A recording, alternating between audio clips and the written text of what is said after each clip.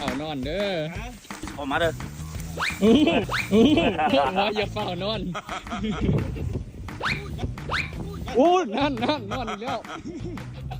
เขาลงจากจุดสูงสุดของดอยพาหมุนมาต่อภูดินหน่อยนี่เป็นภูที่มีหญ้าเขียวๆงามๆและยังลงเรือห้องห้อยสู่หบกันในเมื่อก่อนอยู่ถามว่าระวังนี่ตกคุมแน่นอนอย่าเฝ้านอนเด้อใบหญ้ามัน พี่ออกมาเด้อพี่ออกมาเด้อ ว่าอย่าเฝ้านอนบนทางก็มึนๆเพราะว่าฝนตกตลอดแล้วก็ยังมีคุมที่ทหารขุดไปอีกโอ้นั่นนอนอีกแล้วฮอดเฮือนก่อนว่าค่อยนอนโอ้มีทำ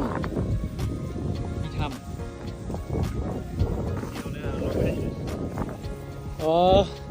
เสียวอีกแล้วขนาดบ่เห็นถ้าบ่มีหมอกที่เสียวสำเร็จไปเอาขึ้นไปต่อขึ้นไปถึงก่อนหรือไปทำก่อนหน่อยเดียวเนาะไปนี่ก่อนซะโอ้โ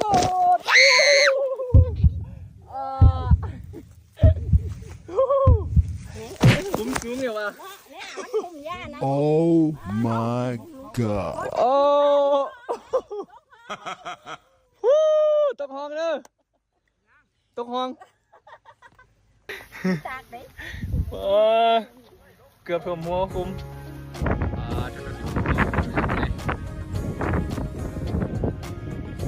หลังจากขึ้นจากคุ้มแล้วก็ขึ้นไปหาถ้ำต่อ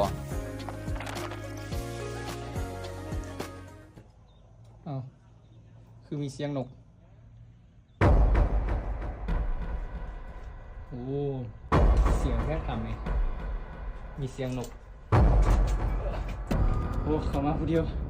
เป็นทายานแท้เงียบๆซะยานทะลุมาทางนี้เป็นเงียบเลยเข้าไปก่อนดีกว่าไปยางทะลุเข้าไปในถ้ำตอนกลับออกมานี่วิวอยู่หน้าปากถ้ำนี่คือสุดยอดโคตรของโคตรความงามเลยปานอยู่สวรรค์สันฟ้าคือกับในหนังเลยปานบอนเทวดาอยู่ออกมาหน้าถ้ำก็มาเจอห้องที่ตกเมื่อกี้เลยต้องได้ระวังเพราะว่าเบิ่งบ่เห็นหญ้ามันปกไปหมดเลยแถมยังเป็นดินเปียกๆซุ่มๆอาศัยเหยียบอยู่หัวหญ้าจึงบ่มึนคุมที่เจมตกเมื่อกี้ก็คือบ่แม่น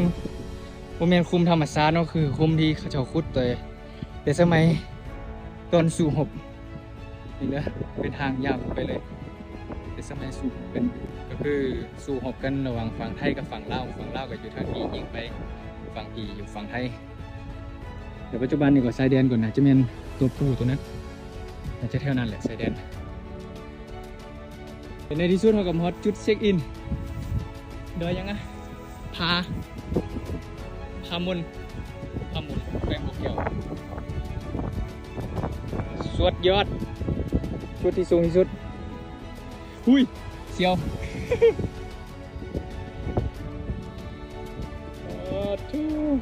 คุณน้ำคลองมีน้ำคลองถือว่าเป็นผู้ที่เต็มไปด้วยหญ้าล้วนๆเลยบ่มีต้นไม้อื่นปนเลยงามสุดๆเลยงามกว่าจุดสูงสุดที่เราขึ้นเมื่อก่อนหน้านี้อีกจุดสูงสุดหันเบิงแล้วคือแต่แห้งแล้งนี่เพราะว่ามันมีแต่หินแล้วก็ผาแต่ว่าอยู่บนนี้ปกคลุมไปด้วยหญ้าเบิงแล้วคือว่าอุดมสมบูรณ์มือกองเฮาก็ซ้ำสิถ่ายรูปถ่ายมุมใดก็งามกดห้ามก็งามโคตรเท่เลยมือกองยืนบนนั้นเจมก็บ่น้อยหน้าอยากขึ้นไปยืนเบิ่งว่าสิเท่คือมือกองบ่แล่นขึ้นไปแล้วก็แล่นลงมาถึงจะเมื่อยจนหอบแต่ก็ยังยิ้มได้นี่ตกคุมเมื่อกี้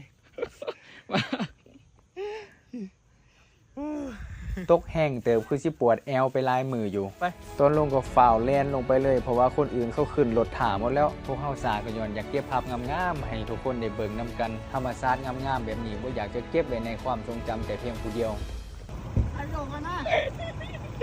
ว่าแล้วมันยังเสียบๆจับมาให้ดูแต่ของแถมมันก็คือทากตัวหนึ่งน่าจะได้ตอนตกคุมขนาดว่าแล้วมันยังเสียบเจ็บเลย